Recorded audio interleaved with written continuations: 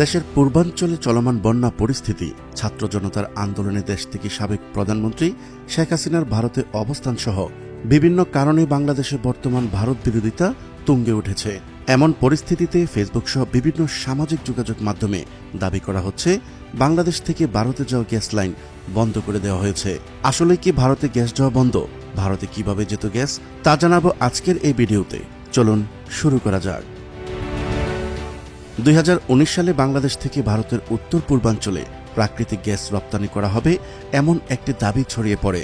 বাংলাদেশ থেকে ভারতের 7 সিস্টার্স রাজ্যে পাইপলাইনে গ্যাস সরবরাহ করার ব্যাপারেও এখন পর্যন্ত নিশ্চিত কোনো তথ্য পাওয়া যায়নি। তবে এই প্রসঙ্গে বিবিসি বাংলায় প্রকাশিত এক প্রতিবেদন থেকে জানা যায়, বাংলাদেশ ভারতের উত্তর পূর্বাঞ্চলের রাজ্যগুলোতে প্রাকৃতিক গ্যাস নয়, তরলীকৃত পেট্রোলিয়াম গ্যাস বা এলপিজি রপ্তানি করবে। 2019 সালে ভারত সফরে যান সাবেক প্রধানমন্ত্রী শেখ হাসিনা। ভারতের রাজধানী দিল্লিতে প্রধানমন্ত্রী মোদি ও শেখ হাসিনার বৈঠক অনুষ্ঠিত হয়। ওই বৈঠকে বাংলাদেশ ভারতের উত্তর পূর্বাঞ্চলে এলপিজি রপ্তানি করার ব্যাপারে সমঝোতা হয় এবং এলপিজি রপ্তানির জন্য একটি প্রকল্পেরও উদ্বোধন করেন নরেন্দ্র মোদি ও শেখ হাসিনা। গত 29 আগস্ট বৃহস্পতিবার বিদ্যুৎ, জ্বালানি ও খনিজ সম্পদ মন্ত্রণালয়ের তথ্য ও জনসংযোগ কর্মকর্তা বলেন, বাংলাদেশ থেকে ভারতে পাইপলাইনের মাধ্যমে গ্যাস রপ্তানি করা হতো মর্মে গত 25 আগস্ট থেকে সামাজিক যোগাযোগ মাধ্যমে দাবি করা হচ্ছে। বলা হচ্ছে, আওয়ামী লীগ সরকার কর্তৃক ভারতে পাইপলাইনের মাধ্যমে গ্যাস রপ্তানি করা হতো, কিন্তু বর্তমান সরকার ক্ষমতায় এসে এই সিদ্ধান্ত বাতিল করেছে।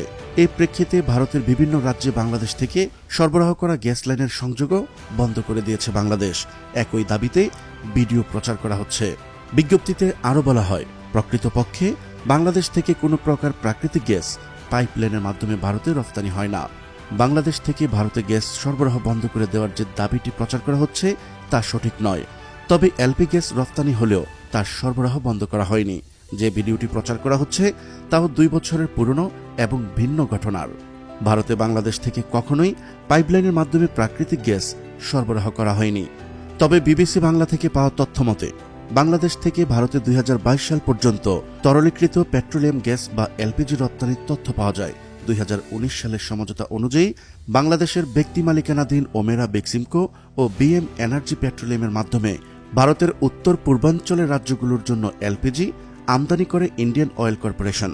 2022 সালের পরে বাংলাদেশ থেকে ভারতে এলপিজি গ্যাস রপ্তানি করা হয়েছে কিনা এই ব্যাপারে কোনো তথ্য পাওয়া যায়নি। প্রিয় দর্শক, আজ এই পর্যন্তই।